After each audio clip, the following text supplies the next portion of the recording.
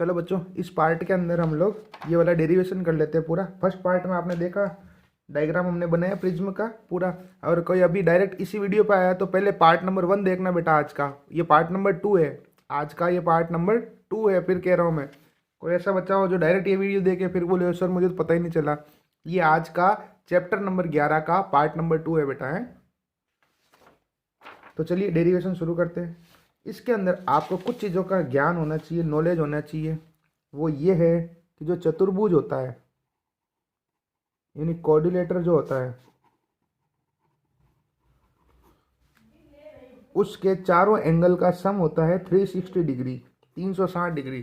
किसी भी चतुर्भुज के चारों कोणों का योग होता है 360 डिग्री। मीन्स कोई कोई कोऑर्डिनेटर है, ठीक है, उसके चारों एंगल का सम होता है 360 डिग्री। इस डायग्राम के अंदर ये वाला कोऑर्डिनेटर काम में लेंगे हम, ए क्यू एन आर। आप अपनी कॉपी में देख लो भली, ए क्यू एन आर। अभी मैं आपको 5 मिनट तक ये बता रहा हूँ कि इस डेरिवेशन में क्या क्या चीज़ें काम आएगी। चतुर्भुज ए क्यू एन आर, और आप ये डायग्राम बना के मुझे व्हाट्सएप पे चेक करवाएंगे, डेरिवेशन भी समझेंगे। फिर कल शाम तक मुझे रफ में करके बता देना आप लोग, ठीक है।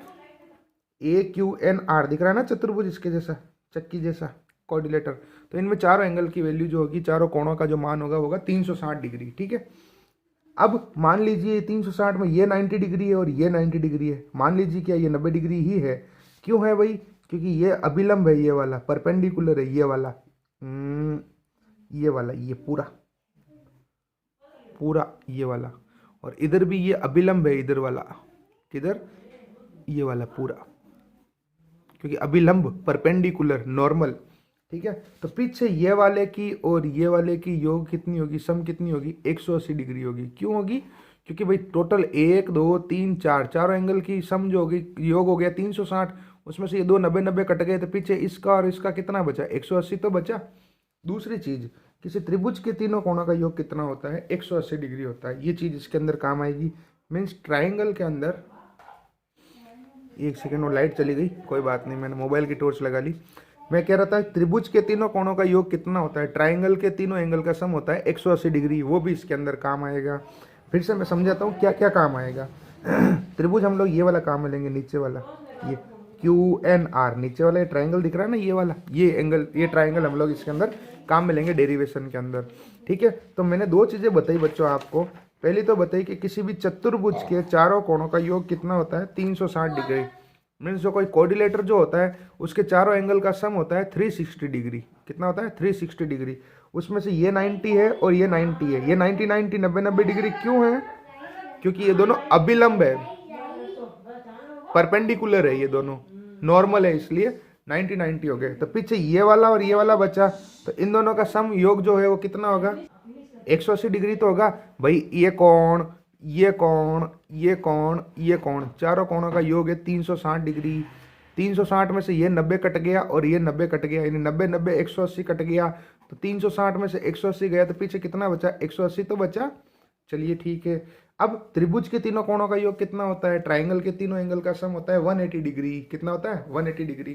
देखो मैं आपको ये सारी चीज़ें बोर्ड पे भी समझा सकता हूँ, लेकिन क्या है कि बोर्ड पे एक तो इस तरह का डायग्राम नहीं बन पाता है, ठीक है। आपको पता ही नहीं चलता है कि हमें किन चीज़ों का ध्यान रखना है, ये डायरेक्शन का, दिशाओं का, क्योंकि फेयर डायग्राम हम नहीं बना सकते स्केल से। दूसरा, इनके अंदर नोट्स की क्लियरिटी कितनी शानदार दिखती है, आप कभी भी पढ़ सकते हो, कोई दिक्कत नहीं है, ठीक है। अच्छा, तीसरी चीज़ जो इसके अंदर काम आएगी वो आएगी, टोटल 4 चीज़ें इस डायग्राम के अंदर काम आएगी। तीसरी चीज़ जो काम आएगी वो ये आएगी, बहिष्कोण, एक्सटीरियर एंगल। नाम सुना होगा सब लोगों ने, ये सब 9th क्लास की थ्योरम है, 9th क्लास की प्रमेय है, वो काम आ रही है। तो मुझे पता है काफ़ी बच्चों को नहीं पता है, इसलिए मैं चीज़ें बता रहा हूँ। बहिष्कोण, इसको कहते हैं बहिष्कोण, यानी बाहर वाला कोण, एक्सटीरियर एंगल। तो इसकी जो वैल्यू होती है ना, जैसे ये एंगल हो गया 1 डिग्री 1, ये एंगल 2, ये एंगल 3 और ये एंगल 4। तो जो बाहर वाला जो कोण होता है ना, बाहर वाला जो एंगल होता है वो इस 7 वाले को छोड़ के इन दोनों के सम के इक्वल होता है, इन दोनों के योग के इक्वल होता है। मतलब ये जो कोण होगा वो इसके और इसके योग के बराबर होगा। आई बात समझ में? इसके अंदर इस टाइप का कोई शेप बन गया, मान लो इसके अंदर ही बनेगा डेरिवेशन में। ये जो एंगल है इसकी वैल्यू ये प्लस ये प्लस ये। आ गई बात समझ में? ये कहाँ काम आएगा, ये यहाँ काम आएगा। देखो ये वाला, इसको मैं एक नाम दे देता हूँ यहाँ पर,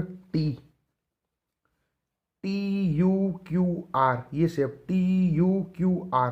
आपको ये बाहर बाहर वाला एंगल दिख रहा है, ये वाला बहिष्कोण हो गया ये वाला, यानी कि एक्सटीरियर एंगल। इसकी वैल्यू ये वाला एंगल अंदर वाला प्लस ये वाला जो मैंने काटा हुआ है ना, उन दोनों के सम के इक्वल होगी। ये तीसरी चीज इसके अंदर काम आएगी। चौथी चीज इसके अंदर काम आएगी ये वाली, कि जो शीर्षाभिमुख कोण होते हैं, वर्टिकली ऑपोजिट एंगल्स, ये वाले शीर्षाभिमुख कोण, वर्टिकली ऑपोजिट एंगल, ये हमेशा इक्वल होते हैं, समान होते हैं। जैसे कि मान लो ये 100 डिग्री है तो ये भी 100 डिग्री होगा। इसके अंदर कैसे काम आएगा, इसके अंदर ऐसे काम आएगा। ये रहा पूरा I1, इसके सामने ये वाला है बेटा पूरा पूरा हो, पूरा कंप्लीट, ये वाला पूरा, ये यहां से लेके यहां तक पूरा। और ये वाला बाहर वाला है I2, इसके सामने वाला ये है पूरा, ये वाला। आई बात सबको समझ में, बोलिए। चलिए अब एक चीज और लास्ट जो इसके अंदर काम आएगी, फिर डेरिवेशन शुरू करते हैं। इतनी चीजें आनी चाहिए, यही वो चीजें हैं बच्चों जिससे हमें क्या है कि डेरिवेशन समझ में नहीं आता है, हमारे टीचर जब हमको पढ़ाते हैं जब, क्योंकि वो पहले ये चीजें नहीं बताते। अब मुझे तो पता है इतने साल हो गए पढ़ाते हुए कि इस डेरिवेशन में 4 चीजें काम आएगी, तो मैंने आपको पहले ही बता दी। इससे ईजी पड़ जाता है हमें पढ़ना, ठीक है। जैसे ये 100 डिग्री है मान लीजिए, तो मैंने यहाँ पे एक डॉटेड लाइन बना दी, इसको कर दिया मान लो 70 डिग्री, तो ऊपर वाला कितना होगा बताओ आप मुझे। बिल्कुल सही बोल रहे हो आप लोग, 30 डिग्री, मुझे सुनाई दे गया। क्यों? क्योंकि ये पूरा 100 डिग्री है तो ये पूरा भी 100 डिग्री होगा, तो 100 में से ये नीचे वाला 70 कट गया तो ऊपर वाला 30 ही तो होगा। ये 4 चीजें हमारे इस डायग्राम के अंदर काम आएगी, ये 4 चीजें इस डायग्राम के अंदर काम आएगी। कौन कौन सी? पहली बात, अब मैं इस डायग्राम में ही बताता हूँ, एक्स्ट्रा पेज में नहीं बताता हूँ। फिर हम करते हैं इस डेरिवेशन को। सबसे पहले चतुर्भुज के चारों कोणों का योग होता है 360 डिग्री, मीन्स जो कोऑर्डिनेटर जो होता है उसके चारों एंगल का सम होता है 360 डिग्री। ये रहा AQNR, ये वाला चतुर्भुज हम काम में लेंगे, AQNR, ठीक है। ये वाला कोऑर्डिनेटर हम लोग यूज करेंगे इसके अंदर। उसके बाद में ये पूरा 90 डिग्री है, ये वाला पूरा पूरा पूरा एंगल AQN, ये वाला एंगल AQN, ये वाला पूरा एंगल जो है वो 90 डिग्री, क्योंकि ये एक अभिलंब है, परपेंडिकुलर है, नॉर्मल है इसलिए, ठीक है। उसके बाद में इधर से भी ये 90 डिग्री, कौन सा? AQN, ये वाला ARN, ये वाला एंगल ARN, ये पूरा एंगल भी कितना है? 90 डिग्री है, ठीक है, 90 डिग्री है। उम्मीद करता हूँ सबको बात समझ में ही होगी। तो इसका और ये जो एंगल बचा है ये नीचे वाला, इन दोनों का योग कितना होगा? 180 डिग्री होगा। क्यों होगा बच्चों? क्योंकि ये 90 कट गया, ये 90 कट गया, तो ये प्लस ये वाला, ये मतलब QNR, ये होगा 180 डिग्री। दूसरी चीज, ये नीचे वाला त्रिभुज, नीचे वाला ट्रायंगल, तो इसके अंदर ये R1 प्लस R2 प्लस ये वाला एंगल, तीनों का त्रिभुज बन गया, ट्रायंगल बन गया, तो सम हो जाएगा 180 डिग्री, ठीक है। तीसरी चीज, ये पूरा I1, तो ये पूरा भी I1 होगा, कौन सा वाला? ये वाला पूरा, ठीक है। तब ये I1 है, तो उसमें से ये R1 कट गया, तो ऊपर वाले की वैल्यू कितनी बचेगी? अभी जो मैंने एग्जांपल दिया था 100 70 30 हो जाएगा, 100 इधर, ये 70, तो ये 30 हो जाएगा। तो अपन ने क्या किया, इसमें से इसको माइनस किया, मीन्स ये जो एंगल होगा, अभी मैं डायग्राम गंदा नहीं कर रहा हूँ, ये वाला UQR, कौन सा वाला? UQR, ये वाला छोटा सा जो मैंने काट चाट कर रखी है, ये हो जाएगा I1 माइनस R1। कितना हो जाएगा? I1 minus R1। और इधर ये पूरा I2 है, तो ये पूरा भी I2 होगा पूरा, ठीक है। उसमें से ये I2 में से अगर R2 घटा दो तो ये ऊपर वाला आ जाएगा कि नहीं आ जाएगा? I2 minus R2। आगे सबको समझ में? तो उसके बाद में एक शेप और बचता है, ये वाला, ये TUQR, ये वाला। तो इसमें ये बहिष्कोण हो गया, यानी एक्सटीरियर हो गया, एंगल हो गया डेल्टा। तो डेल्टा की जो वैल्यू होगी वो ये प्लस ये होगी कि नहीं होगी? तो इसकी वैल्यू अभी आई थी I1 माइनस R1, इसकी आई थी I2 माइनस R2। तो उन दोनों को अगर मैं जोड़ दूंगा, ऐड कर दूंगा, तो आ जाएगा मेरे पास में डेल्टा। इतनी चीज़ों का आपको पता होना चाहिए। मेरी बात सुनो, वीडियो को रिवाइंड करो, और अगर आपको समझ में आ गया तो भी एक बार फिर से स्टार्टिंग से देखो इसी वीडियो को, डेरिवेशन वाले को, आपको सब चीज़ें समझ में आई। 2 बार देखो, 4 बार देखो, जितनी बार आपको समझ में नहीं आता जब तक देखो। एक बार मैं फिर से बता देता हूँ, AQNR एक चतुर्भुज है, कोऑर्डिनेटर है, इसमें चारों कोणों का योग, चारों एंगल का सम होगा 360 डिग्री, बट ये 90 डिग्री है पूरा, और ये भी 90 डिग्री है पूरा, तो ये प्लस ये सामने वाला कितना हो जाएगा 180 डिग्री, 180 डिग्री। फिर इस त्रिभुज की बात कर रहा हूँ मैं, इस ट्राइंगल की, तो R1 प्लस R2 प्लस ये वाला, इन तीनों का योग भी हो जाएगा 180 डिग्री, 180 डिग्री। फिर ये पूरा I1 है, तो ये पूरा भी I1 होगा ये वाला, क्योंकि वर्टिकली ऑपोजिट एंगल है, शीर्ष अभिमुख कोण है। अब इसमें से अगर मैं इसको माइनस कर दूं तो ये वाला आ जाएगा, जो अभी मैंने एग्जांपल दिया था 70, 100, 30 वाला, वो वाला। यानी इसकी वैल्यू, ऊपर वाले की वैल्यू आ जाएगी I1 माइनस R1। फिर ये पूरा I2 है बाहर वाला, तो ये अंदर वाला भी पूरा होगा I2। तो इस I2 में से अगर R2 माइनस कर दिया तो ये ऊपर वाला आ जाएगा, तो ऊपर वाले की वैल्यू हो जाएगी I2 माइनस R2। इसका मतलब इसमें और इसको अगर जोड़ दूंगा तो ये ऊपर वाला आ जाएगा, क्योंकि अब ये जो शेप आएगा वो बहिष्कोण वाला आ जाएगा, एक्सटीरियर एंगल वाला। तो ये बहिष्कोण की मान 7 वाले को छोड़ के बाकी दोनों के योग के बराबर होगी। तो अब यहाँ पर अब मैं लिख देता हूँ, यहाँ पर ये जो कोण है ये वाला ऊपर वाला वो आया I1 माइनस R1, और ये जो कोण आया इधर वाला ये आया है, यहाँ पे थोड़ी काट चाट हो गई, I2 माइनस R2। कितना आप लोग इधर लिख लेता हूँ मैं, I2 माइनस R2, कौन सा वाला, ये वाला। उम्मीद करता हूँ सबको समझ में आ गया होगा। अब मैं एक बार फास्ट डायग्राम फिर से बना देता हूँ और फिर करते हैं डेरिवेशन, 15 मिनट में पूरा हो जाएगा। ठीक है, देखो इधर डेरिवेशन को। अब मैं रफ चित्र बना रहा हूँ बच्चों, क्योंकि अब मैं इस डायग्राम को करूँगा ख़राब। वैसे रफ तो बना रहा हूँ, लेकिन फिर भी स्केल का तो यूज कर ही लेते हैं, ऐसा करते हैं। 2 सेकंड ना, कहाँ गई स्केल, ये रही। फटाफट से डायग्राम बना, छोटा बनाता हूँ इस बार, क्योंकि डेरिवेशन करना है मुझे इसी पेज के ऊपर। सबसे पहले एक ट्राइंगल बना के, एक इधर से ये, एक इधर से ये। भाई सीधी बात है, 9 नंबर का पार्ट है और 11 नंबर का पार्ट है। चैप्टर नंबर 11 का, 11 नंबर का चैप्टर है, 9 नंबर का चैप्टर है, तो कुछ तो स्टैंडर्ड होगा बेटा इसका, सीधी बात है। ये शुक्र मानो कि अवकलन समाकलन नहीं हो रहा है इसमें, इंटीग्रेशन डिफरेंशिएशन नहीं हो रहा है, तो चलो फिर भी ठीक है। ऑप्टिक्स है, लेंस की। ये इधर 2 नॉर्मल, फिर ये सीधी चली जाएगी,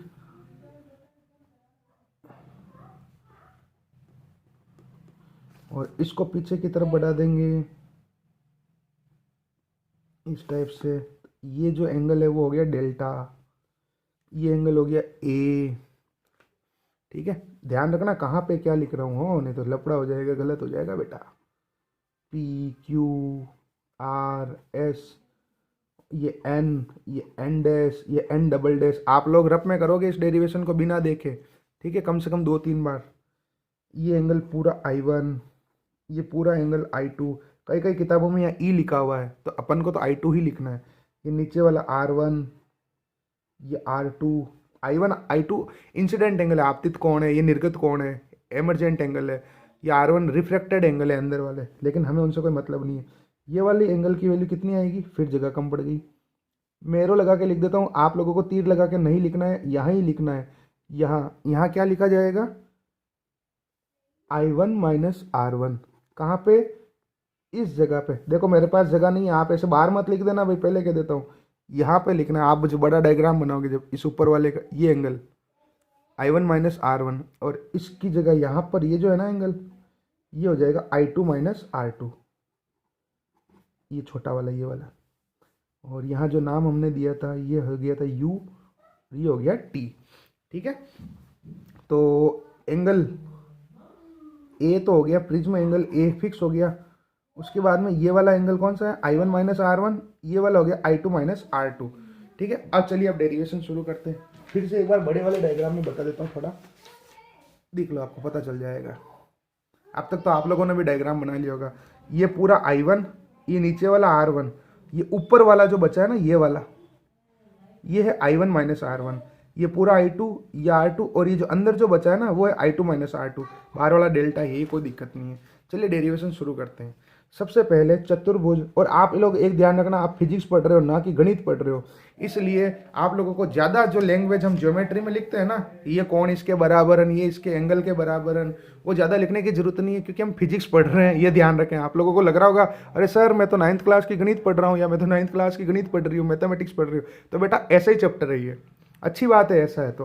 यानी चतुर्भुज AQNR में सबसे पहले हम बात करते हैं कोऑर्डिनेटर,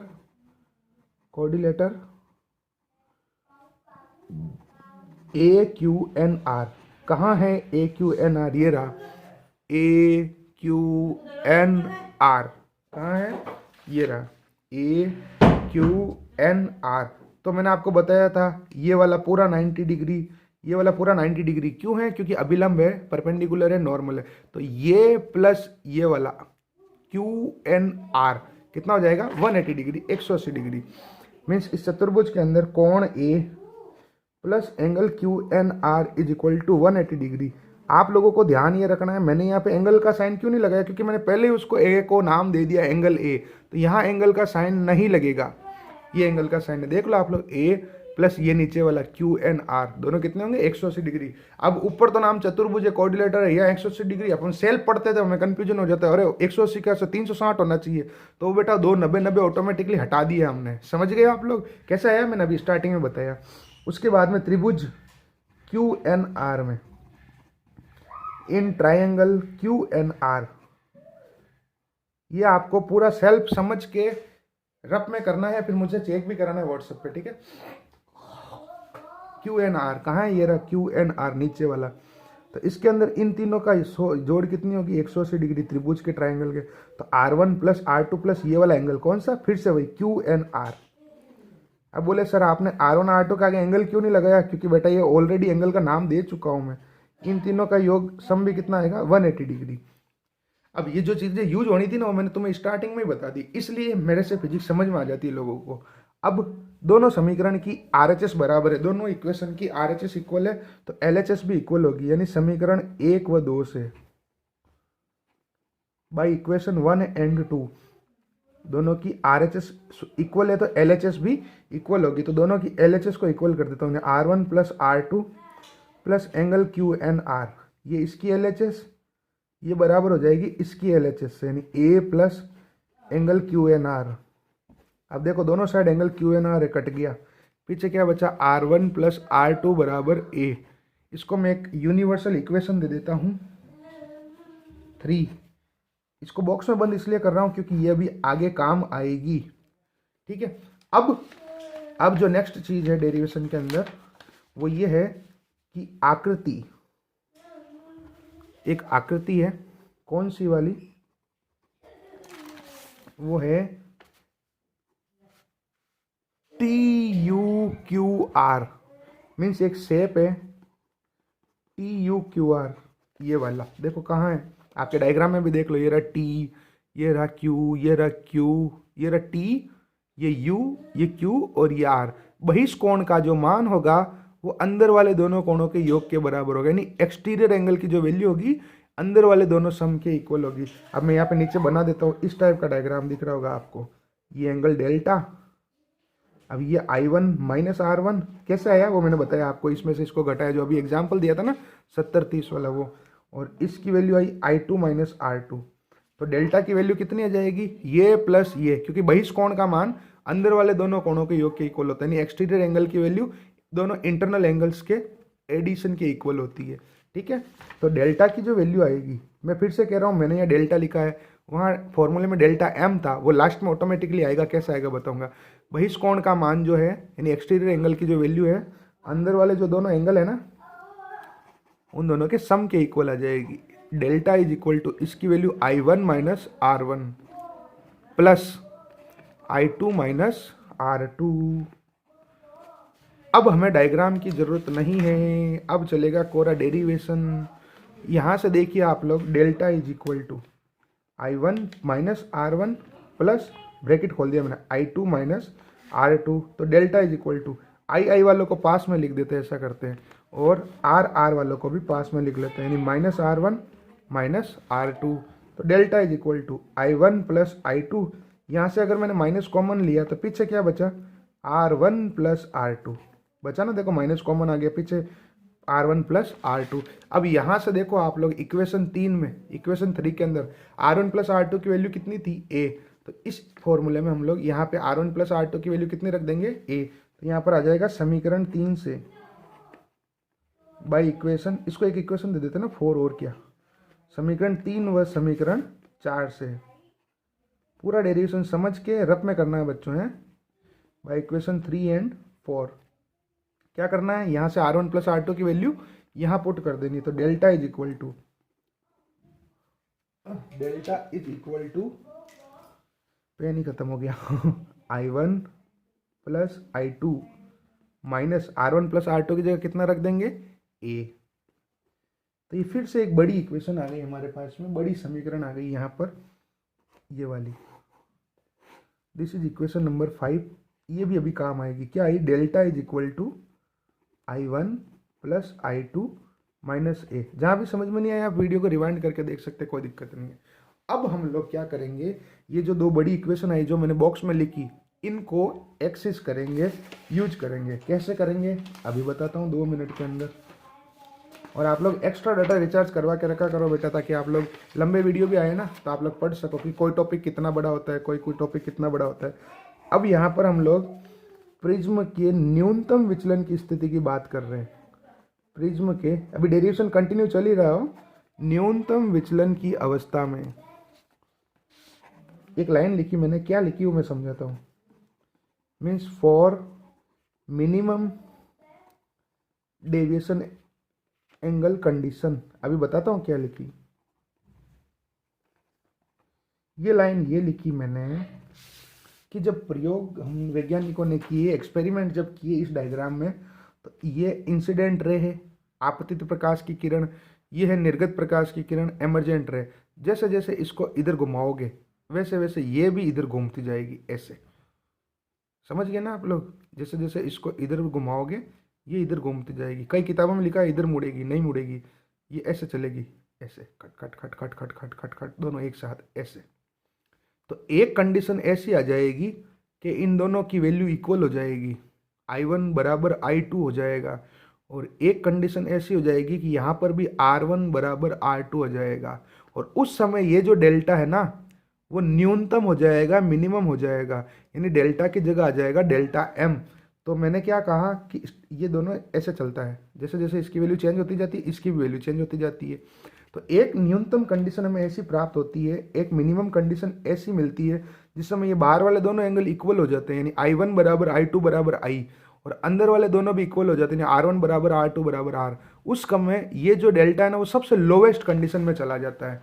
मीन्स 3 चीज़ों में चेंज हो जाएगा। एक तो I1 बराबर I2 बराबर I हो जाएगा, I1 बराबर I2 बराबर I हो जाएगा। एक R1 बराबर R2 बराबर R हो जाएगा। और एक और कि डेल्टा की जगह डेल्टा M आ जाएगा। मीन्स मिनिमम डेविएशन एंगल, न्यूनतम विचलन कोण। एक चीज़ का ध्यान यहाँ रखना कि अगर यहाँ पे DM लिख दे तो आप लोग भी DM लिख देना, ठीक है।